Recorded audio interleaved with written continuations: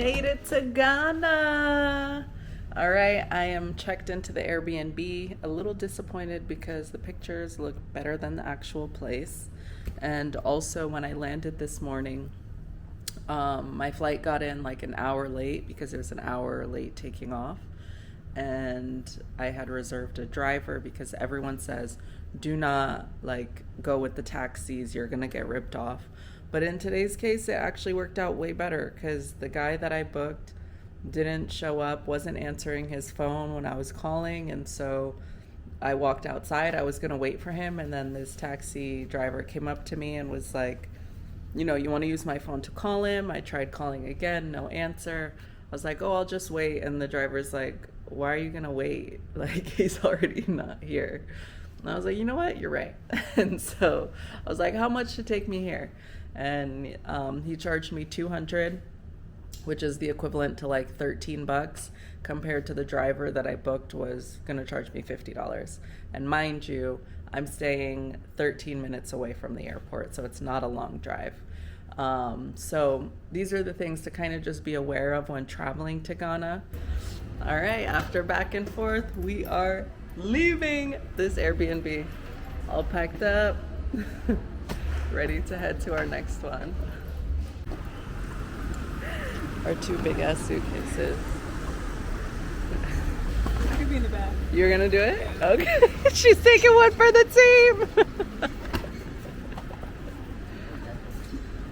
Miracle worker. Thank you. See you. We did it.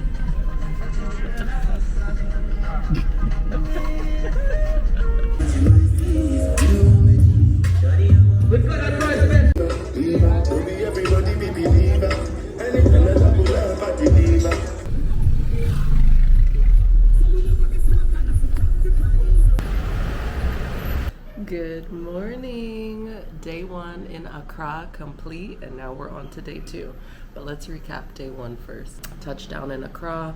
Make sure that you have your yellow fever vaccine because that is the first thing they ask for. After that, you head through customs or immigration, and they're going to want to see your visa if you're from the US. Thankfully, I have my Jamaica passport, so that wasn't required. It was super simple. Then went through. After we transitioned Airbnbs yesterday, then we went off to the basketball game.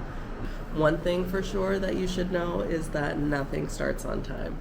On the flyer, it said starts at 1 p.m., get there early, and we got there at like 1:30, 1:40, and they weren't ready. So you don't really need to get anywhere early. And so after the basketball game, we ended up going somewhere to eat. The place we went was actually closed for a private event. We were gonna go to Sandbox, and thankfully the taxi driver didn't drive away yet. We actually Ubered there, and so I like ran up to her and I was like, can you take us somewhere else? And so she brought us to Buka, and that place was so good. So that is a must if you're in Ghana. The food was great as far as portion sizes. The flavors were really nice, but just expect to wait for your food. I think we waited about an hour for our food, but at least you know it's fresh. Maybe they went and caught the fish. So that was good. And today we are going to Culture Beach Jam, which is like a day party that's happening today and tomorrow. And that one should be very interesting because even yesterday you had to get your wristbands in advance. So we went to the spot to go pick up the wristbands, and it was like, where is Waldo? Trying to find the guy who it was like providing the wristbands. But we finally found him, so now we're all set. It's day two now in Accra. My other friend has officially landed. She's sleeping now. And then we are going to go to that party later today. The girls are going to get their hair braided first. I came with my hair braided. I did this myself. I think I may get my hair braided later on in the trip, like when I come back to Accra. But I kind of want the option of just like doing my own hair, having different looks throughout this trip because I'm here like practically a month. So that's how it's going so far. I'm happy to be here in the motherland. I'm excited to experience more of the culture, the people. Everyone I've encountered so far is super nice.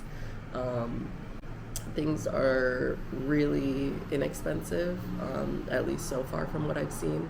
Even if you get Ubers, the Ubers are super cheap. It was like 40 to 60 of the Ghanaian money, and even then, that was like doing like 20-minute Uber rides. Like, it's not, I've never seen Ubers that cheap. And so transportation wise, it's been fine. Occasionally you may have an Uber quit or like, cancel the ride last minute, but that happens even in the US. So just be prepared that it is a possibility.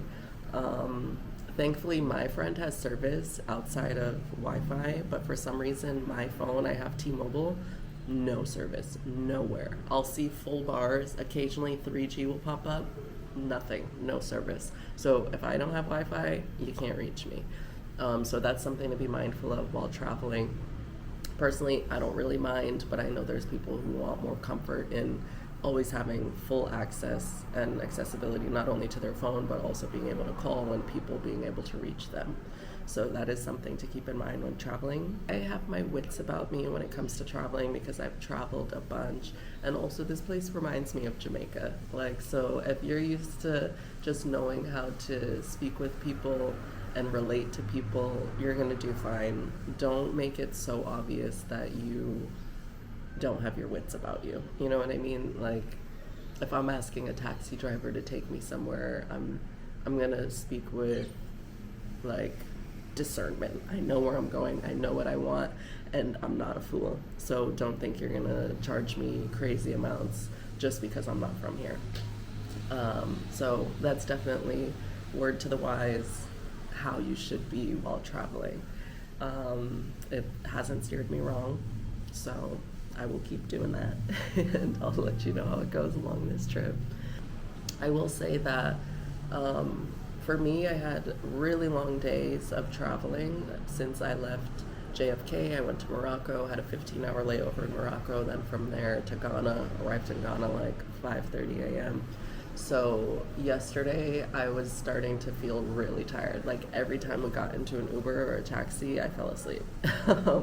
So we went to bed super early last night because we know these next few days are gonna be living it up. So I went to sleep at like 9 p.m. last night and I woke up at 8:40 a.m. today.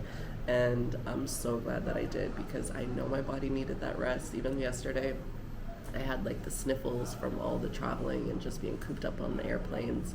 Today my nose is still a bit stuffy, but at least my body got the rest that it needed. So I'm ready for a good time and to enjoy Accra and Ghana and the rest of this trip.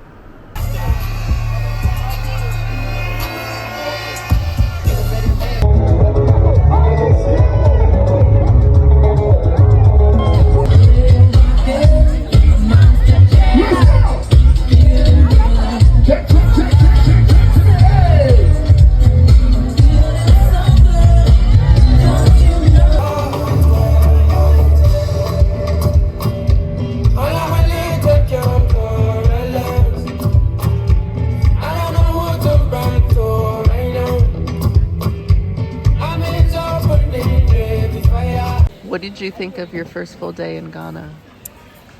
It was fun, but it was a little bit too much pushing. But besides that, amazing. It was fun. The day got away from me. It went by real fast. Next thing I knew, it was 6 a.m. and I ain't have no fun. And it was Kia's day that she landed, so you're a real one for that, how you rallied. And I would say it was a lot of fun. Loved Polo Beach Club, the Culture Beach Fest. But in and out or front, back, side, that was way too packed. So just know that when you come to Ghana, some places it's better off to get a section. They have a game in it, and I love it.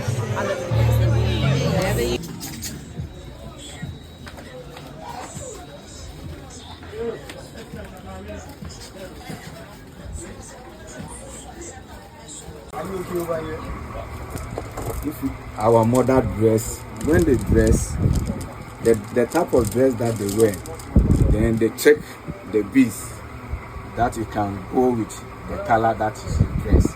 Then you put it on. They make it look very, very beautiful. This is our olden day stones. I have to wear this one. Oh, look at you! You know how to match. How you get it? Good. Yeah, I got it.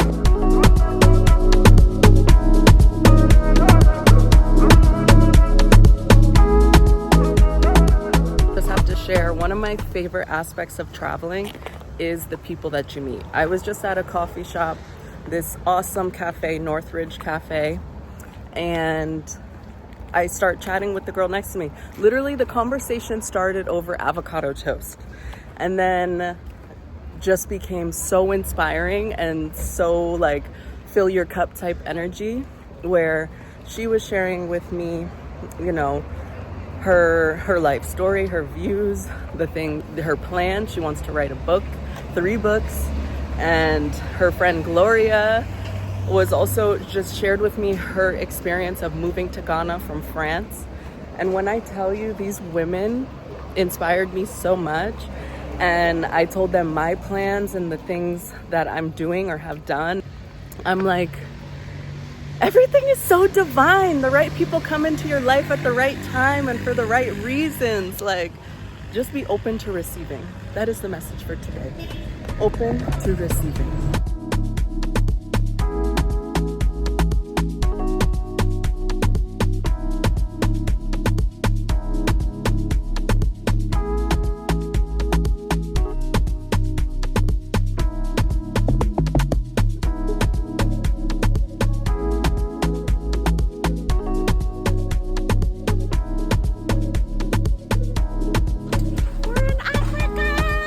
Ghana!